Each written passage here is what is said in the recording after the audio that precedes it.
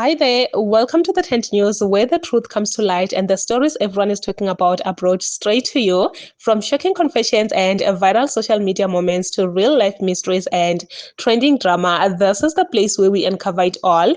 Now, please watch this video first, and I will be back with the rest of my commentary. All foreigners must go to Limpopo.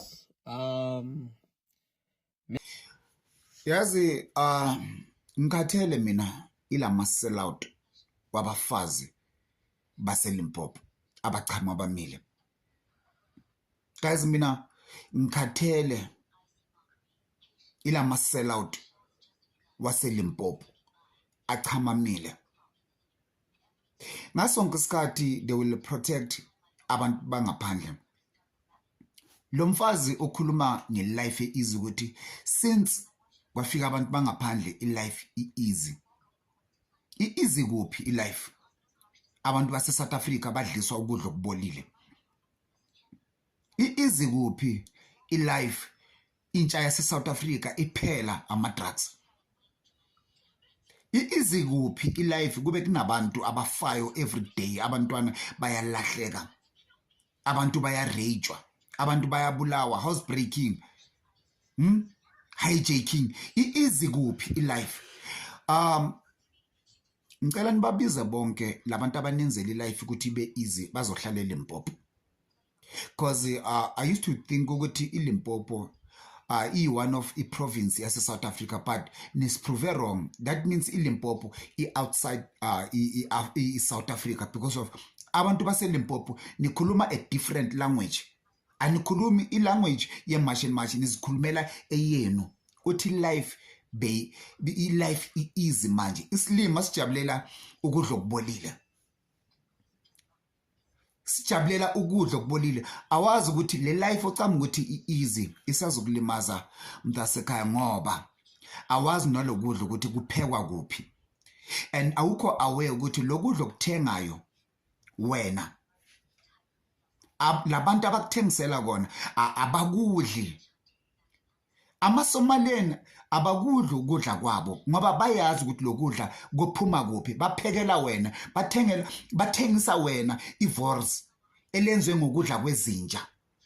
That's a sacrifice mntasekhaya. But I won't blame you, vele umfazi ochamumile. Kule South Africa mina ngikhulele kuyo. Ngikhulele ku South Africa whereby bekuneyiphiza from kudala. And iphiza zase South Africa bezowner ama South African. Iphiza zase South Africa bengeke uzothole igundwane, bengeke uzothole ikati, bengeke uzothole iSouth African lilele phezulu kwempuphu silima sase Polokwane.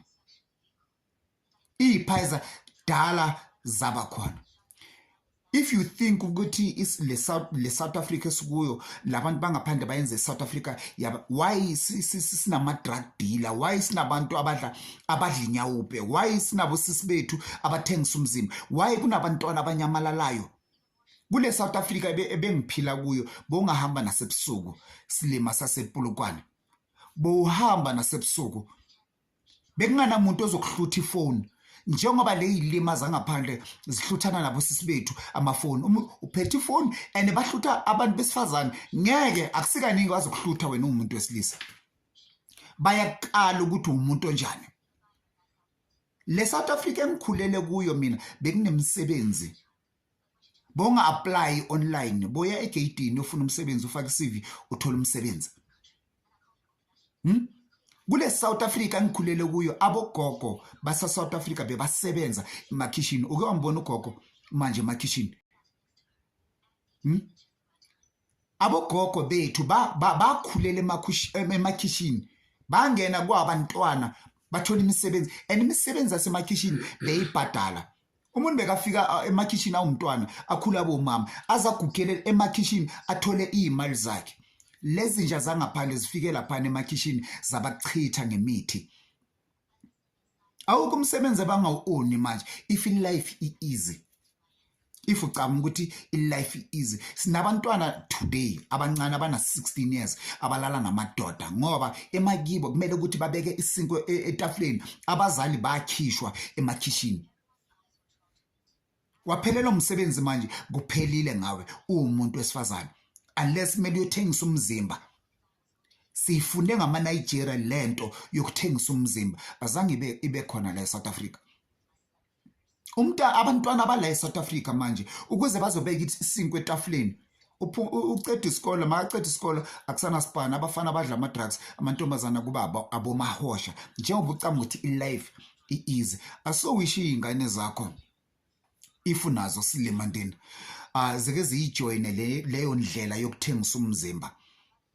Sike sibone ukuthi uzoyithanda. Asowisha if unabo abantwana babafana bayijoyine indlela yokudla ama-drugs. Sike sibone silemandini somfazi waseLimpopo uyisilima wena. Ngifuna ukukutshela mina uyisilima vele eLimpopo most yenu ningamadoda ayigcokela nje ama-G-string nina. Labantu if nicama ukuthi bayenza life ibe easy ngicela mawuyi-foreign ungahambi eSouth Africa hamba uyohlala eLimpopo. Hambani uyohlala ePolokwane guys ngoba kulama province esihlala kuwo thina siyibonile i-risk ukuthi ku-risk ukuhlala nani akuna brother engabulala enye brother engayidlisa engayifeed ama-drugs or akuna brother engakudlisa ukudla okubolile. Labantu bayisitha kithi ezama-South African. Labantu bangama-devil worshipper abosathane abanganazwelo abafuna ukufida imindeni yabo ngegazi labantwana base-South Africa. Ngicela ningaphatheki kabi akuphelile ukusebenza umhla ka-30 June akuwona ilanga lesigameko akuze ukufa umuntu awenze ukuphela amamashi siyothi sisuka nje sibe sithi u-deadline umhla ka-4 November lona ukhetho ukuze abantu bezosilalela sibathethe ngokhetho siyobe simashi i-South Africa yonke uma kuze kushaya umhla ka-30 amakwelekwele engaphumile kuleli zwe ngomhla ka-4 November siyobe simashiswe lonke. This because we hate the organizers of the March and March, but the disorganization in their organization. They're pulling in different directions and there's no plan. Then what happened after the 30th of June? No plan, tangible plan, nothing. So there's nothing that I knew was going to work on the 30th, even if it did, which government was never going to allow because there's no tangible plan. Some of us would have joined this thing if we knew they go into parliament, they go to this place and this place to march, and this is the plan, and this will happen. After this had happened, this will happen. No plan or whatsoever, not even on document. And we expected to just follow these people and just keep just following, like, I don't know what. Now, randomly, a 4th of November date is just chosen. I say randomly because that date we know very well that is there in terms of the local government elections, but this guy just picks that date. Why? He wants to make government scared that there won't be elections on the 4th of November. But I think he's dreaming. And any other person who believes that is just dreaming, just calling yourself trouble.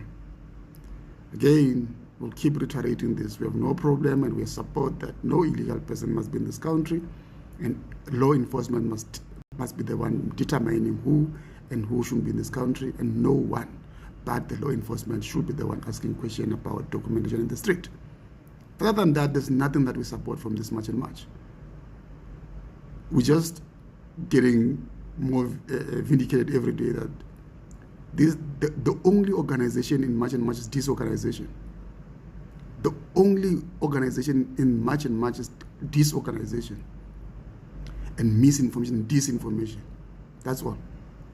I just feel like now South Africa is divided. It's now Zulu people against Limpopo people. Because now most of the people from Limpopo, they are standing against these March and March. They're standing against that. The 30th of June, and they're just saying, no, we are not going to attack that. And this Zulu man right here is actually calling out all foreigners to say, you know what, don't go home. Instead of going home, why don't you just go to Limpopo?